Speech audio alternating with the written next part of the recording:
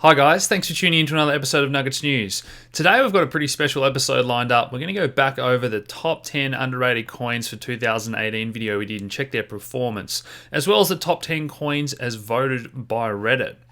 Now, we all know the total crypto market cap really went very hard very quickly towards the end of last year, and the total market cap of all cryptocurrencies was around $300 billion at the start of December when we did this video. Now that topped out at around $830 billion. So, in between a double and a triple in terms of the total market cap of all crypto assets.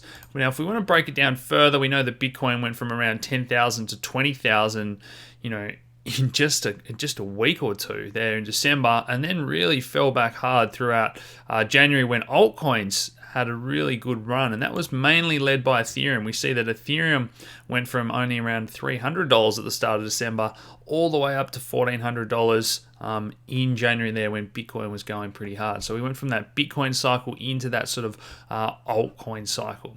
So let's dive in and track a few of these portfolios. Let's start off with the top 10 underrated coins. Now we did 10 coins and we did 3 special mentions that I've included as well, and we've assumed you've put $1,000 into each. So the initial cost is around $13,000. So here, Crypto Compare tells us the profit or loss, and most of these are down pretty significantly from early December if you had have invested.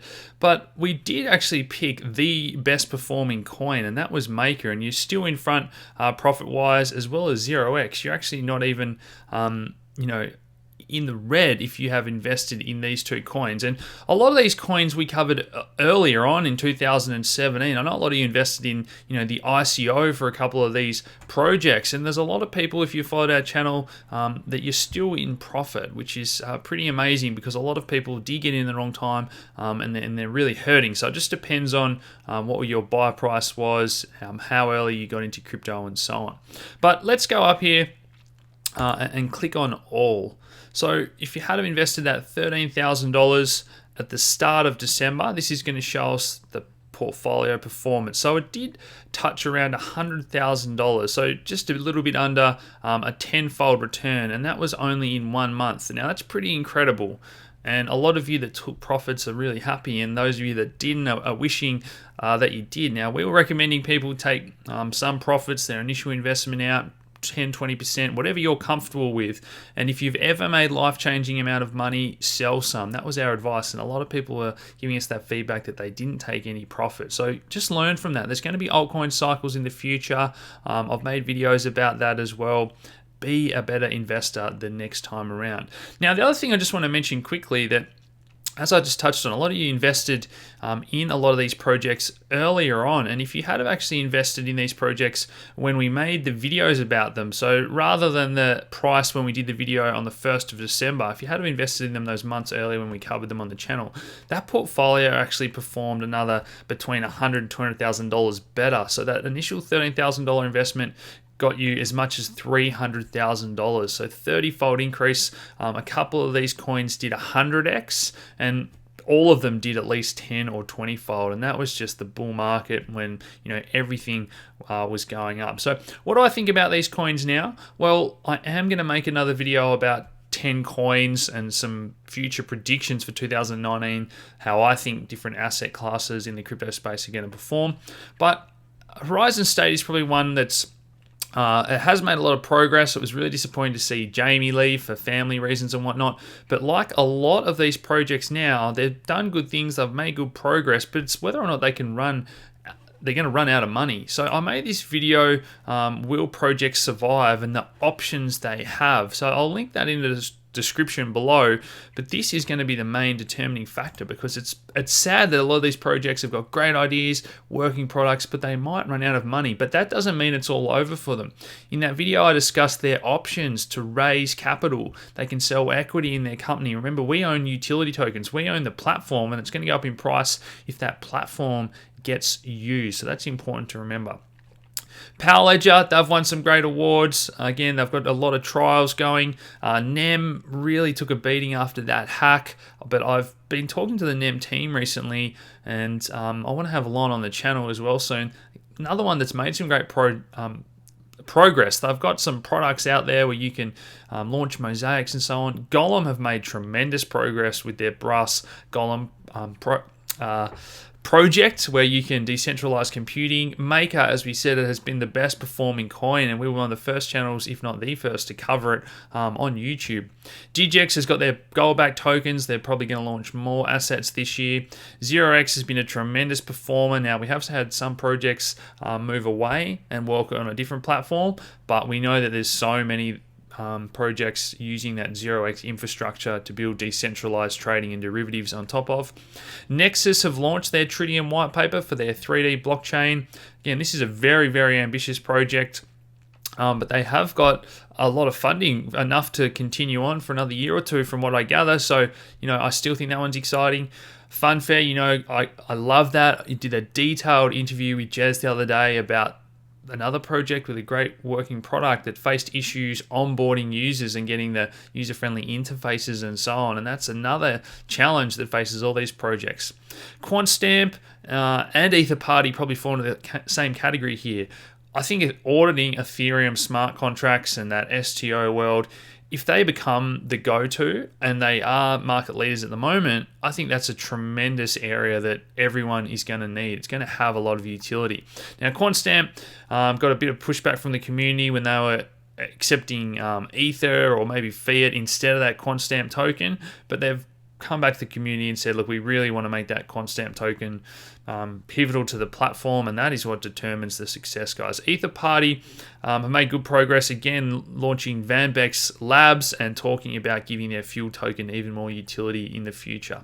Enigma, I think, is going to be one of my favorite projects for 2019. It's still very underrated. Not many people are talking about it. People don't understand what they're doing. Decentralized data and AI, portfolios to follow other people's performance and so on. I think that's so exciting, and I want to have those guys on the channel, and I've done full fundamental analysis on that one.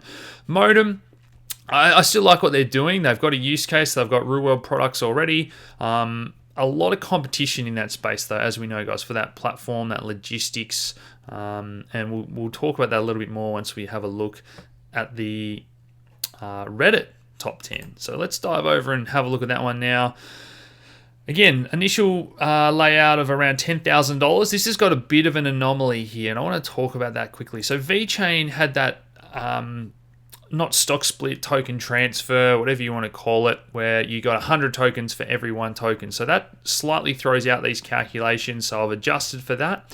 And the other adjustment here was Nano, which rebranded from Rayblock. So again, this website doesn't recognize that, so I've made the necessary adjustments here, and we have to actually add on $140,000 to this portfolio value. So I got up to around $200,000 for an initial $10,000 investment, because Nano, or Rayblocks at the time, was one of the best performers. So when we did this video, was at 25 cents and it got to $34, so well over 100x. So that project alone got you that additional $100,000 on top of what the portfolio is showing here, because it doesn't recognize the Nano ticker that wasn't in existence back in January when it was Rayblock. So again, looking through these projects, I think Nano, if it does have those instant free transactions with its block lattice, it's going to be pretty exciting. It all comes down to real world usage.